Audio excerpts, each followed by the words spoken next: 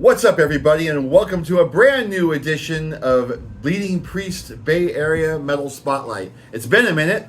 I got home from tour and kind of wasted away for a few weeks there. Not really. I've been working hard, drumming with Nefarious and doing a lot of stuff with Death Angel as well. But now that I'm reacclimated to the Bay Area life, I'm back at it. And for this edition, I'm going to talk about something big that happened to me since I've been home. The release of Nefarious's debut album, Addicted to Power. I almost forgot what the album was called. Addicted to Power. And yeah, I'm just going to tell you the story about this record.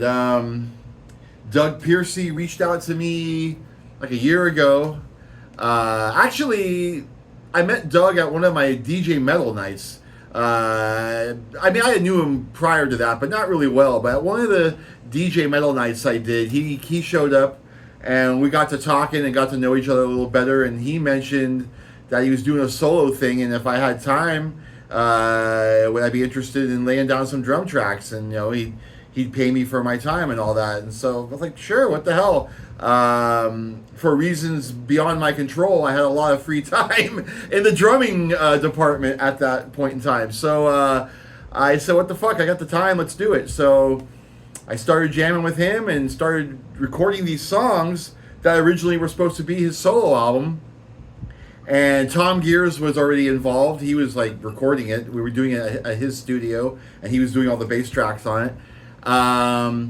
And the funny thing is, though, when I recorded these songs that became this album, I was under the impression it was a demo, and we were just going to record these songs, the demo, and he was going to shop them around to labels and get picked up and then record another, like a more produced version of the songs, if you will. So, not that it affected my playing. I would have played the songs exactly the same if I had the mindset of this is the record we're doing.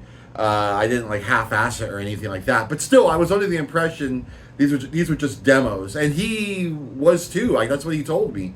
So we recorded an album's worth of material, and Doug decided he wanted to make this a band and not just a solo project, and get Rick Hunolt involved. And I was all for it. I was digging the music, and I enjoy working with them. So yeah, we were going to make this a band and actually start doing shows or whatever. But I still thought it was going to be a demo. Like, I didn't think this was going to be the record. And then the next thing you know is they're putting the finishing touches on it, and it's a fucking record. So, I'm not disappointed or anything, but I tracked my drums in a really small room. Tom Gears' studio, which is fantastic, by the way, and he works wonders with that tiny little drum room. I'm not putting it down at all. Like, I recommend anyone in the Bay Area or beyond, abroad, to record at Subterranean Studios. I remembered! In Oakland. But yeah, he does a great job. He's fantastic. With all that said, though, I tracked his drum room that I tracked in is really small, super low ceiling, and just really dead. It's like insulated all over. So it's just the sound has nowhere to travel. So my drums kind of sound small in the recording, not as big as I would have liked it. But I guess that works well with the whole old school vibe of the recording and the music. So I'm not complaining. But when we record our second album, I want to record in a bigger room, so my drums can be a little more boomy and have room to breathe, have more air to them. Pushing more air. So yeah, but I am happy with how it turned out.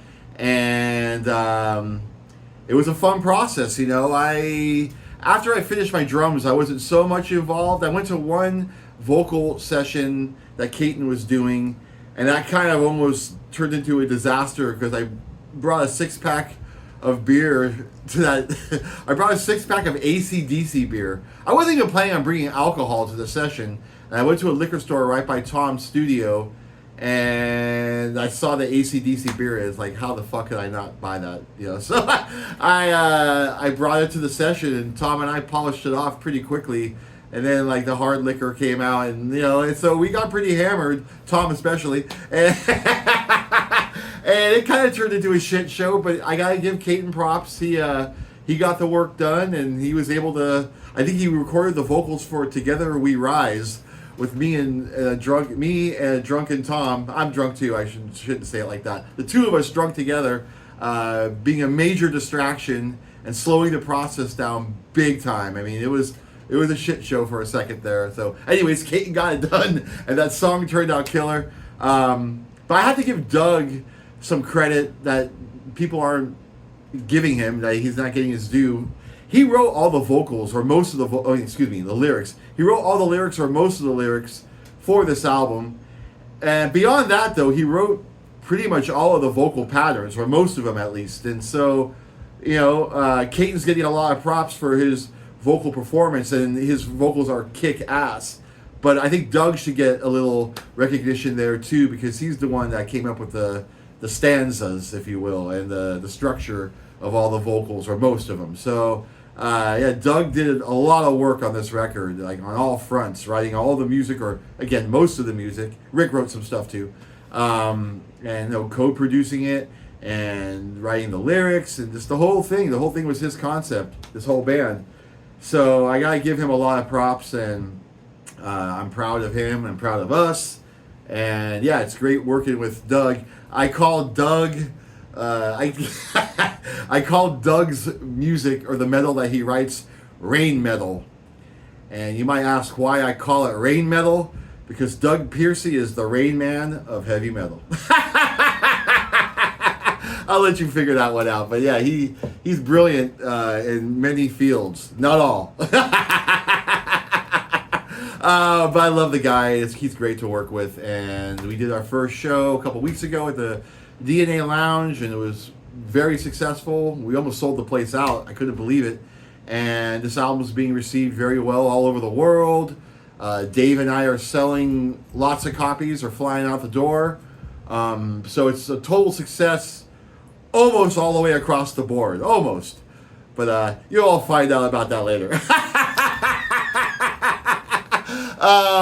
But yeah, I look forward to doing more gigs and making more records with these guys, and I hope you enjoy it. And what else can I say about it? Like, I feel like I'm leaving someone out.